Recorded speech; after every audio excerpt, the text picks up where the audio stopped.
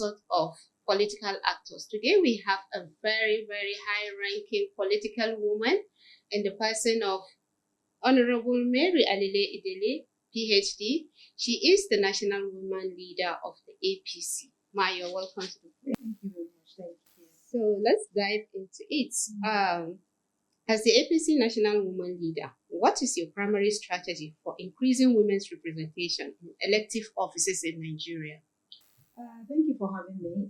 As the National Woman Leader, we have a lot of strategies, and one of the major strategies that we're looking at is how to, first of all, encourage and see that our women are financially buoyant. We are looking at how we can destabilize, demoralize, for lack of better word, all the stigmatization that is attached to women in politics. Because if we don't deal with the elephant in the room, it will be very difficult to start solving the problems. So first of all, we're looking at all those stigmatization that affect women in politics, cultural barriers, religious barriers, financial barriers, and things like that, social barriers, if you wish. So we're looking at that and looking at how we can decrease that, in essence, in order for the increase of participation of women in politics. We need to look at how we can ensure that we reduce these barriers. We're talking about financial barriers. We're talking about religious barriers, cultural barriers, social barriers as well, if you wish. So we must make sure that this elephant in the room is removed in order for our women to be able to participate freely in politics. For example, if you look at, let's take, for example, cultural barriers, for example. Now, women, we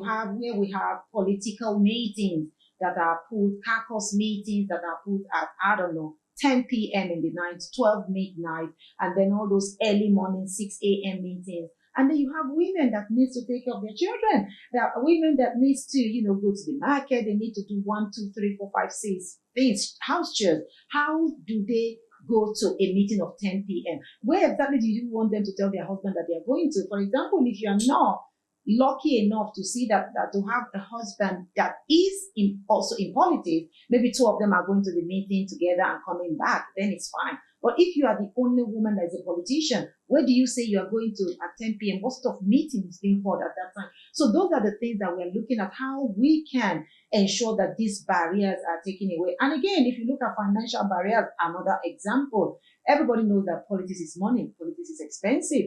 In as much as my party, which is the APC, we have 50% for women that are contesting in politics, 50% off in the form, expression of interest form for women, but still, it's still expensive. So if you have a woman that is, struggling financially, she's a very good politician and she needs this finance, she needs this money to, flyers, t-shirt, quota, meeting, mobilization, just to run her campaign. So where do she get this money from? So those are the things that we are trying to put in place in order for the participation of women to increase. So that is one area. Again, if you look at another area, there's areas of lobbying. There's areas of appealing to our he or she, the father, a lot of things. So those things need to be tackled before the woman can come up and increase, before we can increase that participation of women in politics. That's very, very interesting. And so how are you leveraging grassroots mobilization to ensure that women's voices directly influence party policy and governance, like state governance and public service? So let's assume that we know that all politics is local. You must go back to the grassroots. Everything is in the grassroots. Now, when we put strategies, policies in place, for example, let's look at the upcoming election. In order for us to get more women to participate in the upcoming election, to be involved in the upcoming election. So things like a movement from the Office of the National Woman Leader, we created a movement which is called Tinubu Torch Bearers.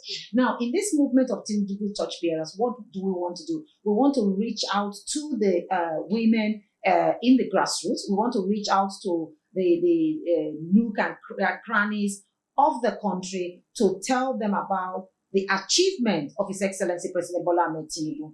But in order for us to be able to do that, we need to get the message to the grassroots. It's not just about maybe in Abuja, what are we doing here? How does the coastal road, for example, how do you translate the coastal road, all the coastal road that is being done? How do you translate it to the woman in the village to tell her that what is the benefit of the coastal road? Somebody needs to explain to them that why they are roads, if the roads are good, your crops in the farm, your yams, your cassava, your tomatoes can be transported to the next town, free transportation, easy transportation if you wish. So because you see, as I travel in Nigeria, Nigeria is a blessed country where we have food in abundance. When people talk about, oh, there is hunger in the land, it pains me because you go to some states. Let me just take a random state, Benue State, for example. Oh my God, they've got food basket of the nation. Everything is there. Everything is there. The season of yams, and I'm like, what is this? But how do you, for Christ's sake, get it from that state to another state in the south? You need to pass through the roads, for example, transporting yams. You need to pass through these roads.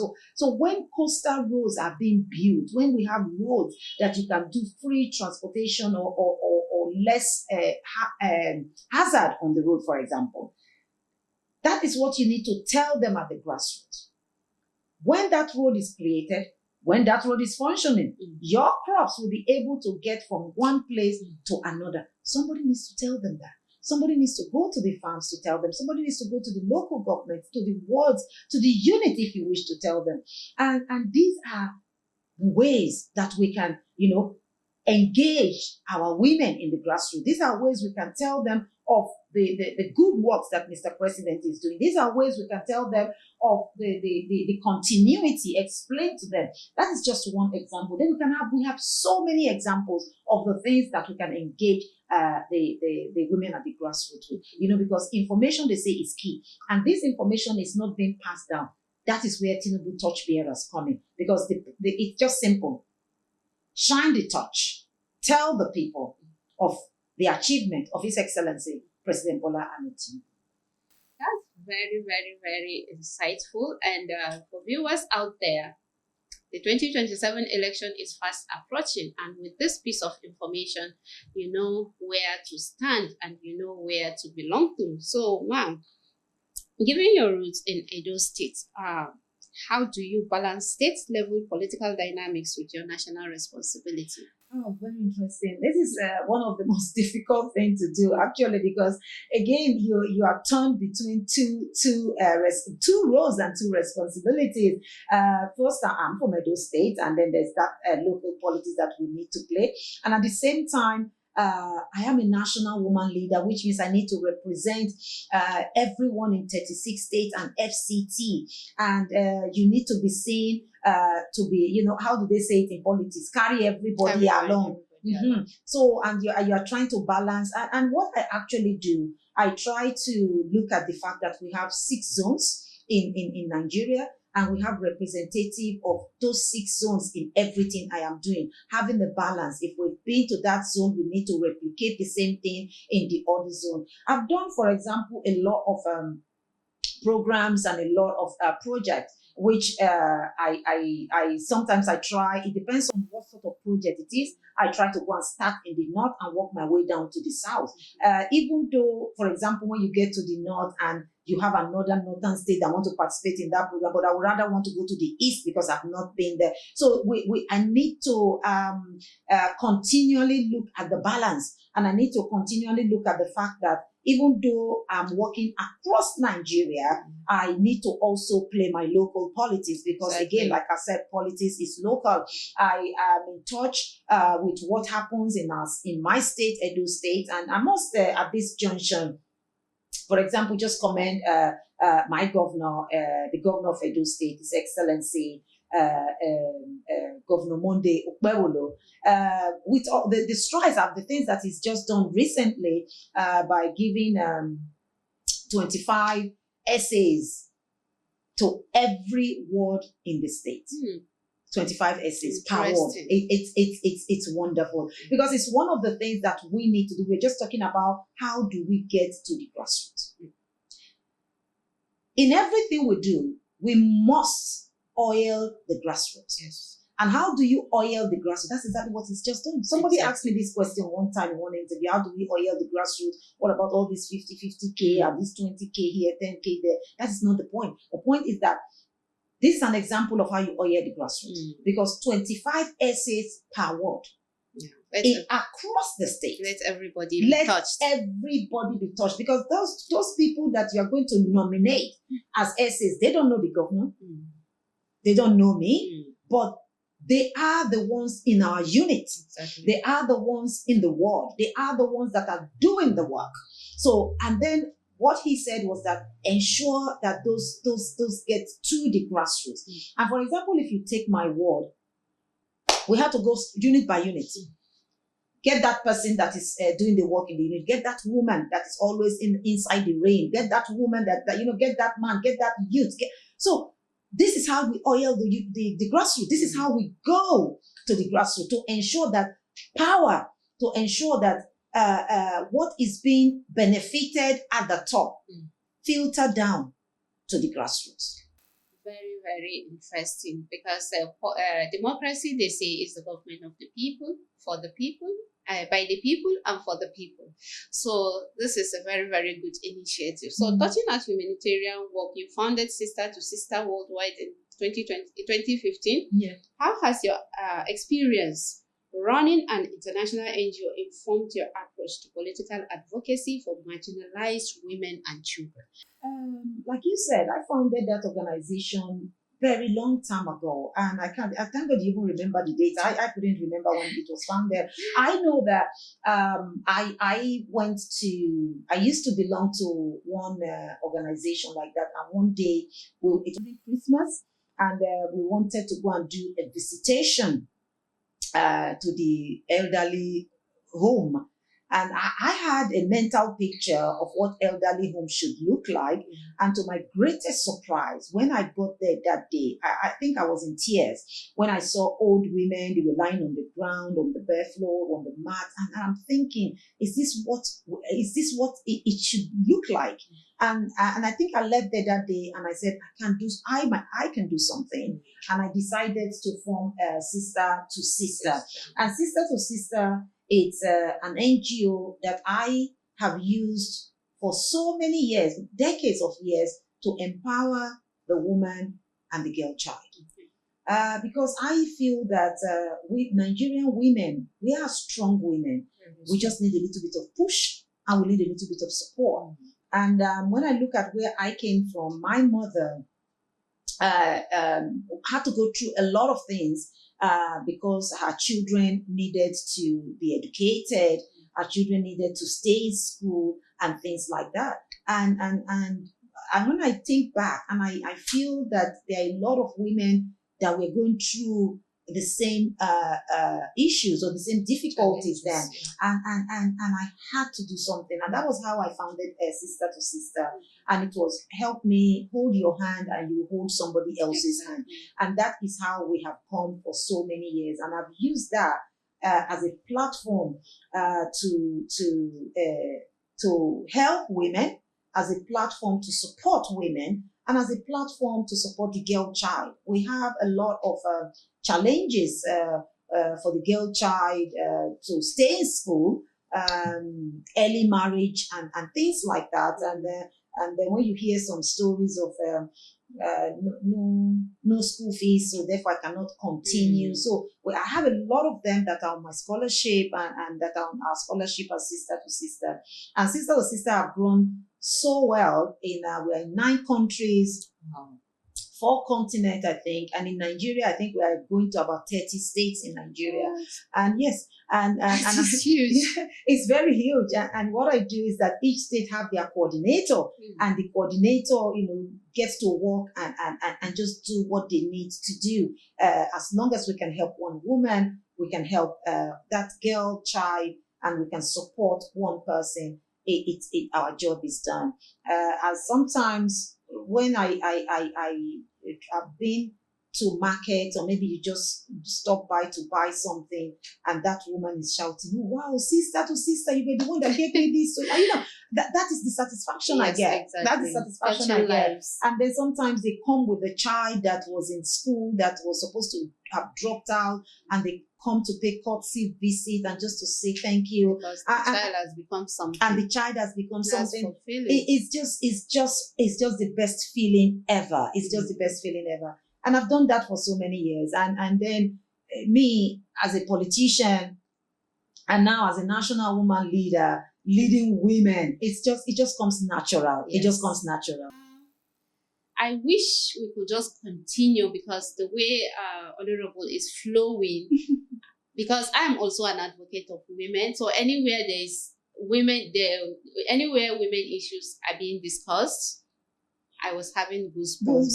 We were talking about your foundation. So what structural changes within political parties are necessary to move beyond token appointment roles and secure standards 35 affirmative action that women have been clamoring for? I became the national woman leader. I've been passionately speaking about the reserve seat bill for women. I just believe that this bill needs to be passed. I think Nigeria has come a long way, being the giant of Africa, and then we don't have the population that we need at our the Senate, the House of Assembly, and the House of Reps. We need more women sitting on this seat. I'm a strong advocate of the reserve seat bill. And I'm also a strong advocate of the twinning system. Now, the twinning system is where we are advocating, if we have a governor, we should have a female deputy. If you have a male governor, we should have a female deputy governor. Why not? Yeah. Or if we have a female governor, then we can have a male deputy governor. Nigeria, we celebrated 60, 61. I mean, it's high time. It's high time that we applaud the female governors on the seat. It's high time we applaud female party chairmen on the seat. It's just high time we applaud more women as deputy governors. Now, don't get me wrong, the numbers are gradually increasing. I grew up in this country, and in my time, there was not one single female deputy governor. And now, I think we have 8 or 9 where we're coming, and we need more. We need more seats, and most especially our reserve seat bill. I don't want this bill to be chalked under the carpet like the other ones that didn't scale through. I want this one to see the light of the day. I want us to continue to talk about it. And when we talk about this bill, we are, it's not about an APC thing now. It's about women coming together, regardless of which party you belong to, regardless of what you're doing. It's about women coming together to say, we've had enough. Yes. Now we need to sit at these tables. And that also helped me, that also propelled me to look at project like Project 774 Explode, which is being championed by the Office of the National Woman Leader. And what this project sees to do is to increase the participation of women in politics. Now, Project 774 we've seen it being done in so many states. And where we are lobbying our governors, to sponsor this project. And a lot of governors have sponsored the project powerfully. We just came back from, what state was that? We just came back from Ondo State, where His Excellency Governor Ayedatiwa sponsored Project 774. Edo has done Project 774. Benue have done Project 774. Sokoto, and the list goes on. And the major thing we want to see is to see an increase in participation of women in politics. And that is where we are. And I keep saying to those of us that are our leaders that are holding the gavel, they should please look for the gavel and stamp the gavel and ensure that this bill is passed, so that women can have a seat at the table. Gone are the days where politics, my mother was still a politician, but she was a very strong politician in Edo State. She used to be senatorial woman leader for Edo South. And the type of politics that they played then, we've moved past that type of politics. We are now in a politics where we are not arguing about, this is not where we are looking for 6 years of Ankara and I don't know, 5K mobilization or 5,000 naira mobilization. No. What we want is when you are dividing the dividends, remember that women voted. Remember that we were in the room. We remember that it's not only when you need mobilization, that is when you call the woman to say, bring 500 women to the field. And after that, that is the end of their function. We also want to sit at the table. We want to deliberate on issues as it concerns us, as it concerns our children. So this is where we are. What final message or call to action do you have for young Nigerian women who aspire to hold public office but feel intimidated by the current political landscape? I would tell them not to quit. And I would tell them that they should prepare themselves. We must always be prepared because you don't know when you will be called upon to hold a political appointment. So get yourself prepared.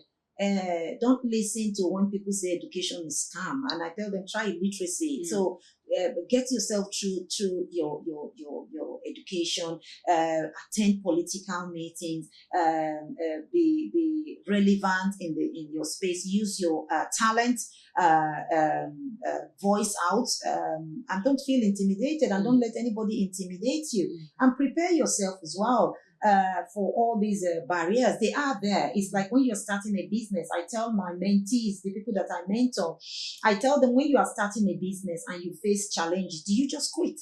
You don't quit because you want the business to prosper, so you keep going. And that is the same thing as politics. That's why they say politics is a game. So you need to learn the rules of the game in order for you to be able to make it. So one of the rules of the game is not to quit, because if you quit, then that's the end of it. And then don't let people intimidate you, because there's always the game of intimidation.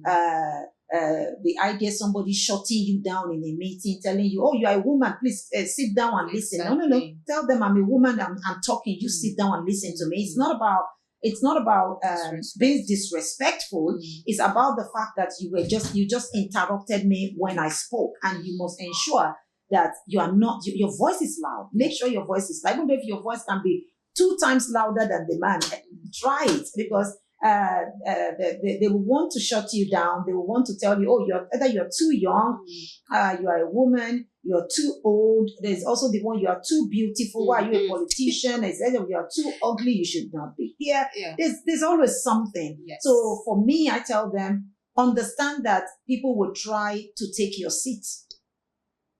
And immediately you get up.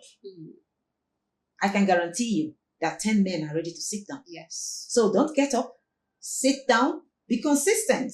Attend your political meeting, attend your unit meeting. Ensure that you understand that politics is local. You must go to the grassroots and play it from the grassroots. And ensure that when you are also playing politics, let your family know that you're playing politics. Let your father be aware, if you're a young lady, that you're playing politics. If you're a married woman, let your husband know that you're playing politics, because at sometimes you could have played, I'll tell you a scenario of what happened in one local government. And we were saying that, oh, we need to give that councillor seat to a woman, because I mean women and things like that, and they came back to me, and I was advocating, and I'm saying that please bring a woman. We need a woman. We have a line of men, all men. At least we must find one woman from that local government. And by the time they found the woman, she was active in the ward and things like that. And by the time she was submitting all her paperwork and the things that she needed to submit, the husband came out to say, no, my wife cannot play politics. And I'm like, excuse me, sir. So your wife has been going to meeting all this while. Why didn't you telling her that? Why did you not tell her that she cannot play politics? You know she is going to. Now this is a thing. It's almost like a thing that's coming to the house. It's coming to the family. If she's a counselor, she's a counselor she's a counselor, and she's still your wife. The man vehemently refused that the woman should play politics. So that opportunity passed the woman. And that was the end of it. And she's been there for years. And they wanted to compensate her with this. Yeah. But the husband said no. Lack of And understanding. then that was it. And then they had to start looking for another person to come. And by the time they found one, and they said, oh, she's heavily pregnant. Well, as she was give birth in the please just bring her. So those are the things. Those are some of the stories that we see. And I want women to know that it is their right to be where they are, and they should ensure that nobody takes that away from them. And our party, the APC, we're putting so many things in place. For example, we just did a nationwide. We just review the Constitution, and it was a nationwide by the National Legal Advisor and his team, and I submitted a lot of memorandum to the amendment of that Constitution to look at how women can be more vital, have more space in the grassroots, because it is from the grassroots that you get to go to state. Exactly. So when you are coming in from the grassroots, we must get them embedded in all these positions, and of course, if we can remember the twinning system, if we have a general secretary, state general secretary, why don't we have a deputy as a woman? So those are the things that we are looking at, and we are looking at the fact that it's not only the state woman leader that should be a woman. In the position of 27 state expos, and then you have just one woman, state woman leader, her deputy, and that is just two, and every other no, is a man. So we need to ensure that we feature more women at the grassroots and at the state level, the ward level, the LGA level, so that it's not only the position that is left for women that will not say, okay, even somewhere in the north, just in the last. A very funny story. In the last Congress that we did, and I saw an advert, I don't know, from one of the states in the north, and the man was contesting to be a state woman leader. I was like, for God's sake. So even that one, okay, did you see it as well? So that I'm not just... So there were no women in that state. So thank God you saw it, so that you not say that National Woman Leader is making something. I was like, what is this? Even in your state, even this one that is left for the woman, you are here contesting for it. So we've seen those things. This is very, very fun. Yeah, and honestly, it has been a very, very wonderful discussion with you, Ma, and we really thank you for giving us this opportunity to interact with you. Thank you very much. Thank you very much. Viewers, we have been speaking with Honorable Mary Alile. This discussion has been very, very wonderful, considering the fact that it centers around women. Of course, she's the woman leader. So thank you for watching, and please keep subscribing to our channel and follow us on all our social media handles. Until we come your way again next time, I am yours, Rashida Yahaya, saying bye for now.